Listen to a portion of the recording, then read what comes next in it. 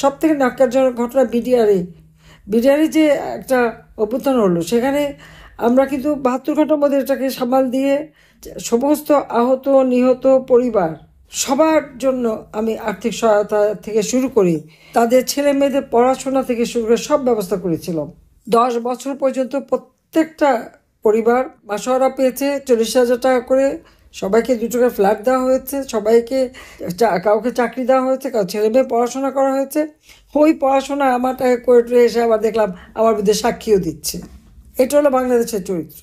আজকে 16ই ডিসেম্বর সামনে রেখে বিজয় দিবসে আমরা যখন কথা বলি, এক শ্রেণী নেমে গেল আমাদের স্বাধীনতা বিজয় তাকে নস্যাৎ করতে।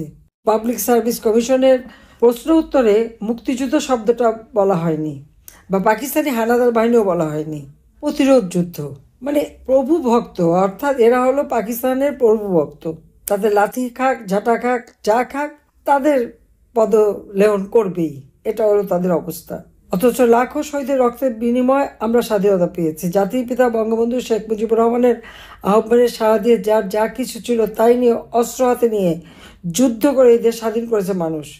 আমাদের মুক্তিযোদ্ধারা যখন যুদ্ধ করতে গেছে, আপনারা 15 দিনের ছবিগুলি দেখবেন, পায়ে জুতাও নাই, পরনে কাপড় কোনো মতে ওই লুঙ্গি গামছা যা পেয়েছে পরে মালকোচা মেরে হাতে অস্ত্র নিয়ে কাদামাটি মেখে তারা যুদ্ধ করে আপনাদের স্বাধীনতা এনে দিয়েছে।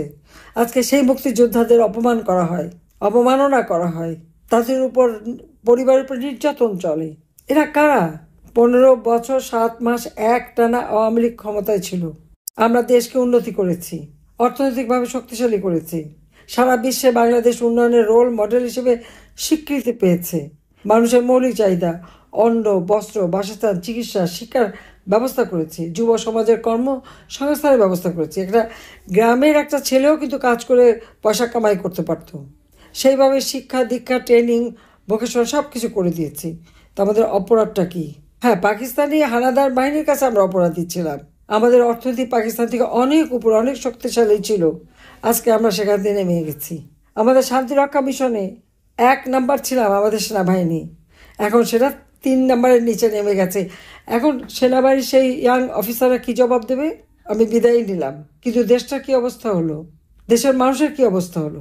যে স্বাধীনতা তাদের মর্যাদা দিয়েছে, যে স্বাধীনতা তাদের উচ্চ পর্যায়ে ওঠার একটা সুযোগ করে দিয়েছে, আজকে সেই স্বাধীনতাকে অপমান করা, সেই স্বাধীনতাকে অবমাননা করা, আর যিনি স্বাধীনতা এনে দিলেন তাকে চরমভাবে অপমান না, মুক্তিযুদ্ধের সব স্মৃতি মুছে ফেলে দেবে। মুক্তিযুদ্ধে আমরা বিজয় অর্জন করেছি, বিজয়ী জাতি। আজকে আমাদেরকে বিজয়ী বলতে কি লজ্জার কথা নাকি? এই শ্রেণীটা কারা? এরা কোথা থেকে আসলো? এদের কি শিক্ষা দীক্ষা যে তারা আজকে আমরা যে বিজয়ী সেটাও বলতে চায় না? যাদেরকে পরাজিত করলাম তাদের প্রতি তাদের আনুগত্য। কি অদ্ভুত একটা অবস্থা দেশে। হ্যাঁ, আমি বুঝতাম যদি ইউনূস ক্ষমতা এসে দেশের অর্থনৈতিক অবস্থা আরো উন্নত করত।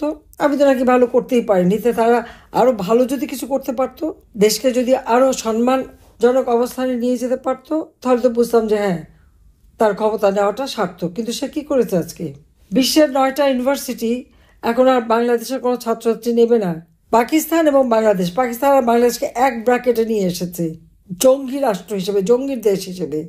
এর থেকে লজ্জার আর কি থাকতে পারে? অসম্মানের আর কি থাকতে পারে? প্রত্যেকটা দেশে আজকে ভিসা বন্ধ, যেখানে প্রতি বছরে লক্ষ লক্ষ কর্মী যেত, এই 1 বছরে কয়জন যেতে পেরেছে? সব দুয়ার বন্ধ হয়ে গেছে। শিল্প কলকারখানা বন্ধ, শ্রমিক বেকার, গার্মেন্টস অর্ডার চলে যাচ্ছে অন্য দেশে, মহিলা শ্রমিক বেকার, মানুষের আয় রোজগার নেই, ঘরে ঘরে হাহাকার। তো আমাদের থেকে কি ভালোটা করতে পারলো? আওয়ামী লীগ ক্ষমতায় থেকে তো প্রত্যেকটা মানুষের ঘরে বিদ্যুৎ দিয়ে আলোকিত করেছে, শিক্ষার পরিবেশ সৃষ্টি করেছে, কমিউনিটি ক্লিনিকের মাধ্যমে জনগণের দৌড় গোড়ায় আমরা ঔষধ পৌঁছে দিয়েছি, বিনা পয়সায় স্বাস্থ্যসেবা দিয়েছি, মাতৃমৃত্যু আর শিশু মৃত্যু হার কমিয়েছি, স্যানিটারি ল্যাট্রিন এবং সুপেয় পানি, নিরাপদ সুপেয় পানির ব্যবস্থা করেছি, খাদ্য চাহিদা পূরণ করেছি। হাহাকার ছিল না। আমি যখন চলে আসি তখনও 20 লক্ষ মেট্রিক টন খাদ্য গুদামে, আর এখন সেই দেশটাকে ঠিকই ভিক্ষার ঝুলি নিয়ে নামার অবস্থায় নিয়ে এসেছে। টাকা পয়সা সব লুট করে নিয়ে যাচ্ছে বিদেশে, সব কিছু পাচার করছে ইউনূস। 6,000 টাকা বেতনের এক কর্মচারী, গ্রামীণ ব্যাংকের এমডি, আজকে তার ফিক্সড ডিপোজিট হলো 5,000 কোটি টাকা। তার মধ্যে দেশে বিদেশে তো সম্পদের পাহাড়। মানুষকে এরা মানুষ বলে মনে করে না।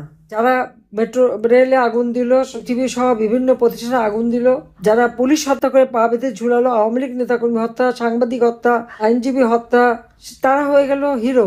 তারা একেবারে জুলাই হিরো। মানে হিরো ডেফিনেশনটাও কি? তাদের নামে এখন কত কিছু করা হচ্ছে।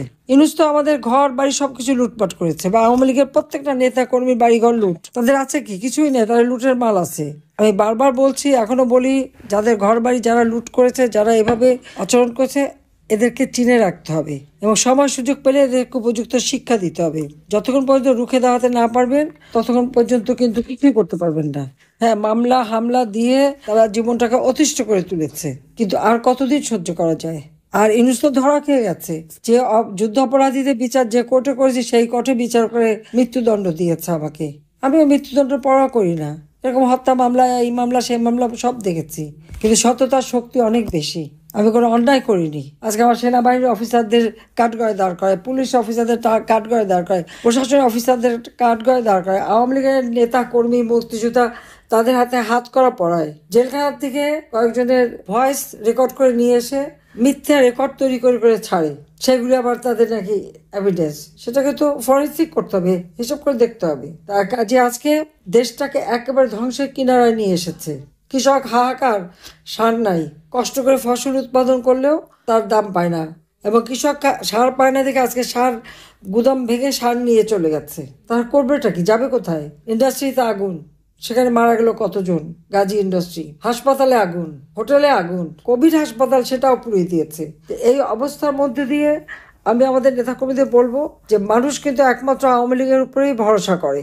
কারণ তারা ওই জুলাই আন্দোলন, যদিও এটা বৈষম্য বিরোধী আন্দোলন আর কোটা আন্দোলন, যে আন্দোলনই বলুক, এটা যে সরকার উৎখাতের আন্দোলন, আমি কিন্তু বারবার আমাদের নেতাদের বলেছি, সবাইকে বলেছি। কেউ এটা বিশ্বাসই করতে চায়নি। কিন্তু আমি বলছি যে এই আন্দোলন কিন্তু ওটা না। আমাকে অনেক বলছে, ও ছাত্ররা ডাকলে আসবে। আমার ছাত্ররা ডাকলে আসে না। আমি অনেকবার চেষ্টা করেছি, তারা আসবে না। তাদের অন্য জায়গায় গাঁটছড়া বাঁধা।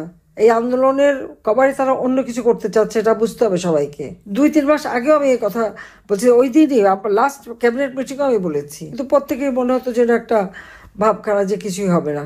ভোট বিক্রি করা, দেশ বিক্রি করা, তার ক্ষমতার লোভে সে সবকিছু শেষ করে দিতে পারে। আর গরিব মানুষের তো সে তোয়াক্কা করে না। যে লোক ক্ষুদ্র ঋণ দিয়ে মোটা অঙ্কের সুদ খায়, সুদ দিতে দিতে মানুষ যখন আত্মহত্যা করে, তাদের মন কাঁদে না, উল্টো আরো ঘর বাড়ি সব বিক্রি করে দিতে হয়। সুদের চাপে মানুষ অতিষ্ঠ হয়ে যায় একবার যদি গ্রামীণ ব্যাংকের টাকা নেয়। ইউনূস যাওয়ার পরে আমরা একটা সিস্টেম এনেছিলাম, অথচ ডক্টর মোহাম্মদ ইউনূস কিন্তু গ্রামীণ সম্পত্তি সবই দখল করে বসে আছে। অথচ গ্রামীণ ব্যাংক করে তার কোনো অবদান নাই।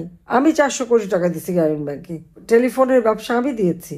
তারপরে যদি এত বড় বিট্রে করতে পারি, বাংলাদেশের জনগণের সাথেও বিট্রে করেছে। যে বিজয়ের মাসে আমাদের মাথায় এটা রাখতে হবে যে মহান মুক্তিযুদ্ধে আমরা পাকিস্তানি হানাদার বাহিনীকে পরাজিত করে বিজয় অর্জন করেছি। এখানে আমাদের বিজয় অর্জন করতে হবে। এই দেশকে নিয়ে ছিনিমিনি খেলতে দেয়া যায় না। এই দেশ লাখো শহীদের রক্তের বিনিময়ে অর্জিত দেশ। এই দেশ জাতির পিতা বঙ্গবন্ধু শেখ মুজিবুর রহমানের স্বপ্নের দেশ। তিনি চেয়েছিলেন দুঃখী মানুষের মুখে হাসি ফোটাতে, এবং আমরা কিন্তু সেটা সফলভাবে করেছিলাম 2021 সালে, যখন আমরা জাতির পিতার জন্মশতবার্ষিকী পালন করি, যখন স্বাধীনতা সুবর্ণ জয়ন্তী একই সাথে আমরা উদযাপন করেছি। ঠিক তখনই আসলো বাংলাদেশ উন্নয়নশীল দেশের মর্যাদা পেয়েছে। কারণ আমাদের অর্থনৈতিক সক্ষমতা, আমাদের মানবাধিকার সংরক্ষণ, মানুষের যে মৌলিক চাহিদা, শিক্ষা, স্বাস্থ্য এবং জীবনের নিরাপত্তা, সব বিষয়ে, খাদ্য নিরাপত্তা, সব বিষয়ে আমরা কিন্তু উৎকর্ষ লাভ করেছি। জাতিসংঘের বিশেষ কমিটি বারবার পরীক্ষা দিয়েছে, প্রতি বছর হিসেব করে দেখেছে, তারপর আমাদেরকে স্বীকৃতি দিয়েছে। 2026 সাল থেকে আমাদের যাত্রা শুরু হওয়ার কথা, কারণ কোভিডের জন্য আমরা 2 বছর সময় নিয়েছিলাম। কোভিড আমরা মোকাবেলা করেছি। বিশ্বের যে 5টি দেশ কোভিড মোকাবেলা করতে পেরে সক্ষমতা, আওয়ামী লীগ, বাংলাদেশ তার মধ্যে একজন। এত সম্মান, এত মর্যাদা, এত কিছু এনে দেওয়ার পরেও মানুষ এত বিভ্রান্ত হয়ে নিজেদের এত বড় সর্বরাষ্ট্র যারা করলো, আজকে তারা কি ভাবে, কি চিন্তা করে, কি জবাব দেবে জনগণের কাছে, সেটাই হলো আমার প্রশ্ন। দেখ, আমি বেঁচে যখন আছি, ইনশাল্লাহ আবার দেশ ফিরে পাবো। আমাদের বাংলাদেশ হারিয়ে যেতে পারে না। বারবার আঘাত এসেছে। 21 বছর তো বঙ্গবন্ধুর নামও নেওয়া যায়নি। আবার এখন কতগুলি লম্ফঝম্প আমরা দেখছি, কিন্তু ইতিহাসকে মুছে ফেলা যায় না। যে আমি লাখো শহীদের রক্তের বিনিময়ে দেশ স্বাধীনতা অর্জন করে সেই 30 লাখ শহীদের প্রতি শ্রদ্ধা জানাই। আমি আমাদের মা বোনদের প্রতি শ্রদ্ধা জানাই, যাদের মহান আত্মত্যাগে আমরা স্বাধীনতা অর্জন করেছি। আমাদের মহান নেতা জাতির পিতা বঙ্গবন্ধু শেখ মুজিবুর রহমান, তার প্রতি শ্রদ্ধা জানাই। জাতীয় চার নেতার প্রতি শ্রদ্ধা জানাই। 15ই আগস্ট মা, বাবা, ভাই সবই হারিয়েছিলাম। আমরা 2 বোন রিফিউজি হিসেবে আশ্রয় নিয়ে থাকতে হয়েছে। কৃতজ্ঞতা জানাই বাংলাদেশের জনগণের প্রতি, আওয়ামী লীগের প্রতি। আমাকে দায়িত্ব দিয়েছিলেন, আমি এসেছি, দায়িত্ব পালন করে বাংলাদেশকে উন্নত করেছি, সমৃদ্ধশালী করেছি, উন্নয়নশীল দেশের মর্যাদায় উন্নীত করেছি। কিন্তু তারপরে এই 15টা বছর একটানা বাংলাদেশের ইতিহাসে গণতান্ত্রিক ধারা অব্যাহত ছিল বলেই কিন্তু দেশের উন্নতি হয়েছিল। কিন্তু আবার সেই ইউনূসের ক্ষমতার লোভ, তারই লোভের আগুনে আজকে বাংলাদেশ জ্বলে পুড়ে ছারখার হয়েছে। এর আর দেশ চালানোর কোনো অধিকার নেই, সে সম্পূর্ণ ব্যর্থ। এবং সে জঙ্গিদের বসিয়েছে, সেই জামাতকে ক্ষমতায় বসাচ্ছে। তাদের হাতেই সব এখন। স্কুল, কলেজ, ইউনিভার্সিটি, বিশ্ববিদ্যালয়, সব জায়গায়, পাবলিক সার্ভিস কমিশন, সব জায়গায় তারা নিজেদের, এমনকি ইলেকশন কি করবে তারা? হ্যাঁ না ভোট করবে তারা, মানে গণভোট আর এই ভোট একসাথে হয়। যেখানে আওয়ামী লীগের প্রায় 2008-এর নির্বাচনে 48% ভোট আমাদের। এই বলতে গেলে 50 ভাগ মানুষকে বাদ দিয়ে রেখে তারা নির্বাচন করে আসে। এই নির্বাচন করার তো কোনো অধিকার নাই, সাংবিধানিক অধিকারও ইউনূসের নাই। নির্বাচন করতে হলে আওয়ামী লীগ সবসময় নির্বাচনের পার্টি, আমরা সবসময় নির্বাচন করতে চাই। কাজে আমাদের উপরে যে নিষেধাজ্ঞা জারি করছে সেটা প্রত্যাহার করতে হবে। আমাদের নৌকা প্রতীক, সে প্রতীক দিতে হবে। আমাদের সমস্ত বন্দীদের মুক্তি দিতে হবে। নির্বাচন করবার মতো পরিবেশ তৈরি করতে হবে, তাহলে না নির্বাচন হবে। তাড়াতাড়ি তোরা নির্বাচন হবে না। এখনই জামাত বাড়ি বাড়ি যে ধমক দিচ্ছে, ভোট না দিলে তাদেরকে বাড়িঘর ভাঙবে, মারবে, ধরবে, গায়ের চামড়া তুলে ফেলবে। কত বড় অডাসিটি, কত বড় বেয়াদব, সেটা একবার চিন্তা করে দেখেন। যুদ্ধাপরাধীদের গলার স্বর বেড়ে গেছে। কাজে সকলকে প্রতিরোধ করতে হবে, যার যা কিছু আছে তাই নিয়ে মোকাবেলা করতে হবে। ঘরে বসে থাকার সময় এখন সবাই মিলে একসাথে ঐক্যবদ্ধ হয়ে মোকাবেলা করতে হবে এই যুদ্ধাপরাধীদের। এবং ইউনূসকে ক্ষমতা থেকে হটিয়েই বাংলাদেশে নির্বাচন হবে, বাংলাদেশ উন্নত হবে। কাজে সকলকে আমি ঐক্যবদ্ধ হওয়ার জন্য আহ্বান জানাচ্ছি।